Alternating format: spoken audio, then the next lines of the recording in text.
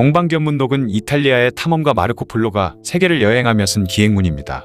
이 동방견문록은 서양인들에게 미지의 세계이던 동양을 재미있게 소개해주다 보니 금세 베스트셀러가 되었고, 이는 대항해 시대를 열게 된 원인 중 하나로 꼽히고 있죠. 마르코 폴로는 1269년 베네치아를 출발해 아라비아 반도, 페르시아, 실크로드를 거쳐 중국을 여행한 약 24년간의 기록을 이 책에 담았는데요.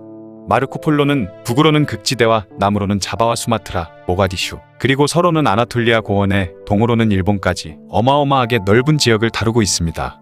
당시 동양과의 교류가 활발하지 않았기 때문에 동방견문록을 본 중세 유럽인들은 엄청난 충격을 받았고, 심지어 콜럼버스를 비롯한 수많은 탐험가들에게는 지침서로 여겨질 정도였죠. 그런데 이런 엄청난 베스트셀러 동방견문록이 가짜라는 주장이 나오기 시작하는데요. 영국의 역사가 프랜시스 우드를 비롯한 여러 학자들은 동방견문록에는 도저히 실제 경험이라고 할 수 없는 너무나도 허무맹랑한 이야기가 실려 있다는 것이었습니다. 확실히 동방견문록의 내용 중에는 황당한 내용이 많긴 하죠. 일본을 묘사하는 기록에는 온통 황금으로 뒤덮여 기와집과 수저, 그릇까지 모두 황금인데다가 사람들은 모두 풍족하게 잘 먹고 잘 살고 심지어 궁전도 모두 황금으로 지어졌다고 되어 있습니다. 거기다가 인도의 코끼리는 귀가 길고 커서 귀를 펄럭이며 하늘을 날아다닌다고 기록되어 있다고 하죠. 또한 중앙아시아의 한 높은 고지에는 뿔이 약 140cm나 되는 양이 사는데, 목동들은 이 뿔로 식기거리도 만들고 울타리를 쌓기도 한다고 기록되어 있습니다. 이런 내용들을 근거로 동방견문록은 여행을 통한 경험담을 쓴 게 아니라 상상력을 발휘해 쓴 허구에 불과한 소설 같은 이야기라고 주장한 것이죠. 거기다가 동방견문록에는 마르코 폴로가 원나라 황제 쿠빌라이 칸을 만나 17년 동안이나 그의 신하로 일했다는 내용이 기록되어 있는데요. 심지어 유능한 인물로 인정받아서 원나라 내에서 비밀 임무를 띠고 각지로 자주 파견되었다고까지 기록되어 있던 것이죠. 하지만 문제는 동방견문록 외에 그 어떤 중국의 역사서나 사료에도 마르코 폴로에 대한 기록을 찾아볼 수 없다는 것입니다. 그렇게 유능한 인재로 발탁이 되었다면 반드시 원나라 역사서나 다른 곳에서라도 흔적이 발견되어야 하는데 그 흔적이 전혀 없다는 것이죠. 게다가 동방견문록에는 마르코 폴로가 쿠빌라이 칸의 지시를 받아 여러 대의 투석기를 만들었고, 원나라 군이 송나라 상향을 함락시키는데 일조했다고 기록되어 있습니다. 그러나 중국의 역사서와 페르시아 원전에는 원나라 군이 송나라 상향을 함락시킬 때 사용된 투석기는 페르시아의 건축가 탈리브와 그의 세 아들이 만들었다고 기록되어 있죠. 심지어 마르코 폴로는 중국에 1274년에 도착했는데 송나라 상향은 그들이 도착하기 1년 전인 1273년에 함락되었다고 합니다. 또 다른 주장도 있는데요. 마르코 폴로의 여행 경로를 따라가다 보면 반드시 만리장성을 거쳐서 가야 하는데, 동방견문록에는 이 만리장성에 대한 언급은 조금도 없다는 것이었죠.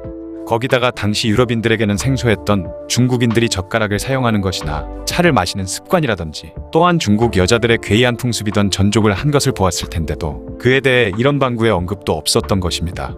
많은 학자들은 이런 여러 가지 사례를 들면서 아마도 상인이었던 마르코 폴로가 페르시아 상인과 교류를 하던 중 전해들은 이야기를 바탕으로 동방견문록을 썼을 뿐이지 그가 중국에 가지는 않았을 것이라고 결론 내렸던 것이죠. 반면에 다른 역사학자들은 동방견문록 내용이 과장되었을 뿐이지 중국에 다녀온 것은 맞다라는 주장도 있는데요. 마르코 폴로가 1298년에 제노바의 포로가 되어 감옥에 갇혀있을 때 만난 작가 루스티겔로에게 중국에서의 일들을 이야기해주며 대피를 부탁했는데, 이때 루스티겔로가 마르코 폴로의 이야기를 쓸 때 자신의 상상력과 과장을 넣어 글을 썼을 것이라는 것이었습니다. 그리고 마르코 폴로가 중국을 방문했을 당시에는 만리장성이 명나라 때 완성된 지금의 깔끔하고 웅장한 모습이 아닌 허물어지고 대충 방치된 초라한 모습이었기 때문에 굳이 언급할 필요성을 못 느껴 생략했을 것이라는 것이죠. 그리고 마르코 폴로가 동방견문록을 쓸 때 무언가 기록을 하던 말던 그건 그의 마음이라는 것입니다. 책의 내용은 마르코 폴로의 기호나 관심도에 따라서 얼마든지 좌우될 수 있는 것이기 때문에 단지 책에 기록이 되어 있지 않은 것만으로 그가 중국을 가지 않았다고 하는 것은 어불성설이라는 것이죠. 거기다가 동방견문록에 쓰여 있는 터무니없던 이야기들 중에서는 사실로 드러난 것도 있다는 것입니다. 그중 대표적인 것이 바로 아까 말했던 긴 뿔 달린 양 이야기인데요. 19세기 중엽 스웨덴의 탐험가 스벤 헤디는 중앙아시아를 탐험하던 중 파미르 고원과 파키스탄에서 엄청나게 뿔이 긴 양을 발견했는데, 그 양의 뿔 길이는 180cm에 달했고 동방견문록에 실린 내용이 사실로 입증되었던 것입니다. 그 외에도 당시엔 말도 안 되는 거짓말이라고 손가락질 받았던 내용 중에는 중국에서 목격한 온몸에 털이 난 거대한 물고기에 대한 내용도 있죠. 하지만 중국의 역사서에는 절강 연안에서 길이가 30m가 넘는 고래를 잡았다는 기록이 있었던 것입니다. 또한 동방견문록에는 당시 원나라 지폐의 제조 과정이나 모양 등에 대해서 정확하게 기록되어 있었고, 당시 중국의 소금 제조 방법과 주요 산지 등도 정확하게 기록해 놓았다고 합니다. 뿐만 아니라 동방견문록에는 직접 가보지 않고서는 쓸 수 없는 내용들이 기록되어 있다고 하죠. 원나라가 남송을 멸망시킨 뒤에 많은 성벽을 헐어버렸다는 기록이나 쿠빌라이 칸이 도로 옆에 나무를 심으라고 명령했다는 기록은 원나라 역사서에 기록된 사실인데 서양의 자료 중에는 유일하게 동방견문록에만 기록되어 있던 것입니다. 그리고 또 한 가지는 아크마트 살인사건에 대한 이야기인데요. 이 사건은 살해당한 아크마트의 죽음을 조사하던 중에 아크마트의 악행을 알게 된 쿠빌라이 칸이 격분해서 그의 아들들까지 모두 잡아 피부를 벗겨서 죽였다는 내용인데 원나라 역사서인 원사에만 기록되어 있는 이 내용이 동방견문록에 그것도 아주 구체적으로 기록되어 있다는 것이죠. 이러한 증거들을 토대로 많은 학자들은 동방견문록의 내용이 좀 과장되었을 뿐이지 마르코 폴로가 중국에 간 것은 맞다라고 했던 것입니다. 그런데 여태껏 마르코 폴로가 중국을 갔냐 안 갔냐로 실랑이를 벌였지만 일본의 역사학자 스기야마 마사하키는 마르코 폴로가 실존 인물이었다는 증거가 전혀 없다는 이유로 그가 실제로 존재한 인물이 아니었다는 주장을 제기했죠. 그런데 실제로 마르코 폴로라는 인물은 동방견문록을 제외한 그 어떤 역사 기록에도 전혀 등장하지 않는다고 합니다. 당시 중국에서는 크던 작던 거의 모든 일들을 기록했는데요.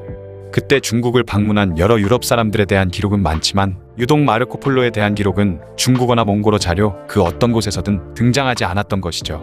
심지어 그의 발자취를 찾으러 전 세계 수많은 역사학자들이 그의 기록을 이잡듯 뒤졌지만 결국엔 찾지 못했다고 합니다. 그의 아버지라고 알려진 니콜로 폴로와 삼촌 마페오 폴로의 경우에는 콘스탄티노플의 저택을 샀다라는 내용 등 여러 역사서나 기록에 그들의 이름이 존재하지만 정작 마르코 폴로에 대한 기록은 그 어떤 곳에도 등장하지 않고 오직 동방견문록에만 기록되어 있다고 하죠. 그리고 베네치아에서도 그의 묘지가 발견되지 않았을 뿐만 아니라 나중에 마르코 폴로의 묘지로 추정되는 곳을 발굴하기까지 했지만 결국 아무것도 발견되지 않았다고 합니다. 이에 스기야마는 그는 실존 인물도 아니고 동방견문록도 다른 사람이 쓴 책이다라고 했던 것이죠. 여기에 더해서 동방견문록은 원시원고를 찾을 수 없다고 하는데요. 원고는 이미 없어져 버렸고 필사본만 여러 개 전해져 내려오고 있습니다. 하지만 동방견문록 각각의 필사본 내용이 다 달랐다고 하죠. 마르코 폴로는 1324년에 세상을 떠났다고 알려져 있는데요. 살아생전 그는 친구와 가족뿐만 아니라 수많은 사람들로부터 거짓말쟁이라는 둥, 사기꾼이라는 둥 지속적으로 엄청난 욕을 먹었다고 하죠. 심지어 가족들마저도 그를 믿어주지 않았다고 합니다. 그가 죽음에 임박했을 당시에 친구들과 가족들이 거짓말했다고 고백하고 죽으라 했지만 마르코 폴로는 오히려 난 내가 본 것에 반도 이야기하지 않았다 라고 말했다고 하죠. 이렇듯 마르코 폴로와 동방견문록의 진위 여부를 놓고 현재까지도 수많은 학자들의 의견이 분분한데요. 아직까지도 이에 대한 논란은 지속되고 있습니다. 800년 전 이탈리아의 상인이자 탐험가 마르코 폴로에 의해 쓰여진 동방견문록은 시대와 국경을 초월해 현대를 사는 사람들에게까지도 읽혀지고 있는 책으로 아직도 수많은 논란에도 불구하고 엄청난 베스트셀러임은 분명한 것 같네요. 마르코 폴로와 동방견문록에 대한 이야기였습니다. 영상을 봐주셔서 감사합니다.